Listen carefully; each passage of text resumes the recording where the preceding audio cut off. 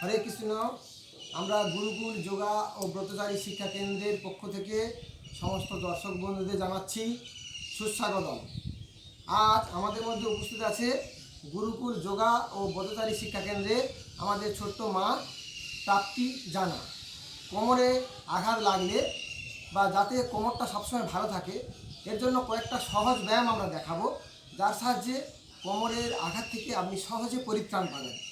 তবে কোমরে বেশি আঘাত লাগলে, বেশি ব্যথা থাকলে ব্যায়ামগুলো করা যাবে না। কম ব্যথা যখন কমে যাবে, তাহলে ব্যথা কমাবেন কীভাবে, সেই যে ঘরোয়া পদ্ধতি, সেটা পরবর্তী ভিডিও আমরা আলোচনা করব।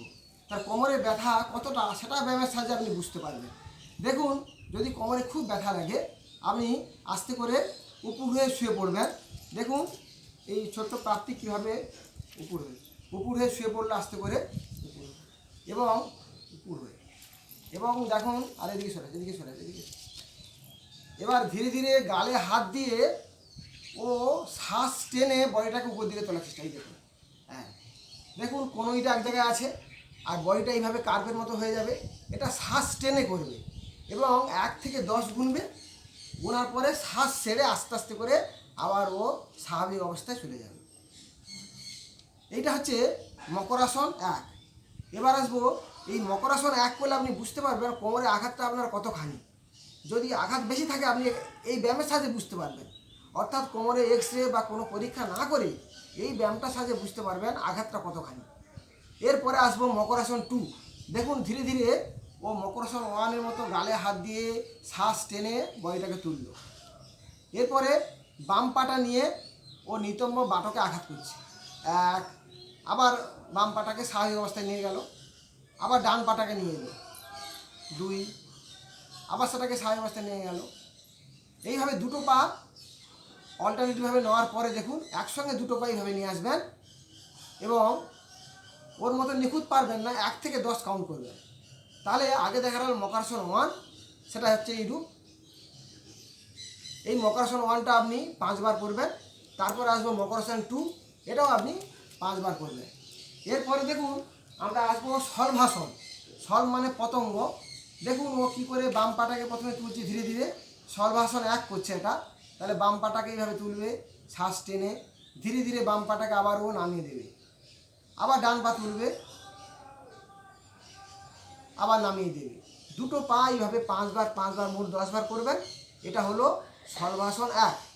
এবার শলভাসন 2 কী রূপ, দেখুন ও দুটো পা তুলছে, শ্বাস টেনে তুলছে দুটো পা, থুতনিটা মাটিতে লেগে আছে, দুটো পা তুলেছে, বডিটা এইভাবে কার্ভের মতো হয়ে যাবে। আপনার এতখানি হবে না, যতখানি হবে তাই করবেন। 1 থেকে 10 কাউন্ট করবেন, আস্তে আস্তে পাটাকে নিচে রেখে দেবেন। এই ব্যায়ামটাও আপনি 5 বার করবেন। প্রত্যেকটা ব্যায়াম আপনি 5 বার করবেন। এরপর দেখুন ও করছে ভুজঙ্গাসন। ভুজঙ্গ মানে সাপ। দেখুন ভুজঙ্গাসন 1 করছে ও, হাতের তালুতে ভর দিয়ে বডিটাকে সাপের মতো তুলছে এবং ঘাটটাকে পিছন দিকে টেনে দিচ্ছে। এটাও শ্বাস টেনে করবেন। দুটো পা, হাঁটু এবং পায়ের পাতা এক জায়গায় আছে, শ্বাস টেনে এটা করবেন। আবার 1 থেকে 10 কাউন্ট করবেন, আবার ধীরে ধীরে আপনি স্বাভাবিক অবস্থায় চলে যাবেন। এটাও 5 বার করবেন। এটা হলো ভুজঙ্গাসন 1। এবার দেখুন ভুজঙ্গাসন 2 করছে। যখন দেখবেন ভুজঙ্গাসন 1 আপনি স্বাভাবিকভাবে করতে পারছেন, তখন ভুজঙ্গাসন 2 করবেন। দেখুন ও হাতে তালুতে পুরো ইন্টারলক করে দিয়েছে আঙুলগুলোকে, করে হাতে তালুতে ভর দিয়ে বডিটাকে পুরো কার্ভের মতো করছে দেখুন, এবং মাথাটাকে কাত করে দিয়েছে, পুরো বডিটা কার্ভ হয়ে গেল। শ্বাস টেনে এটা করবেন, 1 থেকে 10 গুণে এই অবস্থায় থাকবেন, আবার ধীরে ধীরে বডিটাকে স্বাভাবিক অবস্থায় নিয়ে চলে যাবেন। এটাও আপনি 5 বার করবেন। এটা হলো ভুজঙ্গাসন 2। এরপরে আপনি করবেন কন্দরাসন। দেখুন ও উপরে হয়ে শুয়েছিল, এবার চিত হয়ে শোবে। চিত হয়ে শুয়ে কী করবে, ধীরে ধীরে দেখুন পাতা দুটি ও বাটক বা নিতম্বের কাছে আনলো, হাত দিয়ে কিন্তু পায়ের গোড়ালিটা স্পর্শ করলো এবং শ্বাস টেনে বডিটাকে উপর দিকে তুলছে। দেখো এই যে কার্ভের মতো বডিটা হয়ে গেল। এটা খুব ভালো ব্যায়াম, কোমরে খুব আরাম পাবেন, কোমরের ব্যথা দ্রুত সেরে যাবে। এটা শ্বাস টেনে করবেন, আবার শ্বাস ছেড়ে ধীরে ধীরে আবার স্বাভাবিক চলে যাবে। এটাও 5 বার করবেন। এটা হলো কন্দরাসন। এরপরে শেষ ব্যায়াম যে ব্যায়ামটা আপনি করবেন সেটা হচ্ছে মর্কটাসন। ঠিক এইভাবেই শুয়ে থাকবেন, দুটো হাত বডি দুদিকে সম্প্রসারিত করবেন। প্রথমে দেখুন ও বাম দিকে মুভ করছে, বাম দিকে বডিটাকে মোড়াচ্ছে, বাম দিকে এটা। তাহলে হাঁটুর উপরে হাঁটু, পায়ের পাতার উপরে পা আছে, কিন্তু দৃষ্টিটা হাতের তালুর দিকেও দিকে। এটাও 1 থেকে 5 গুনবেন, 1 থেকে 10 গুনবেন, গোনার পরে আবার উল্টো দিকে করবেন।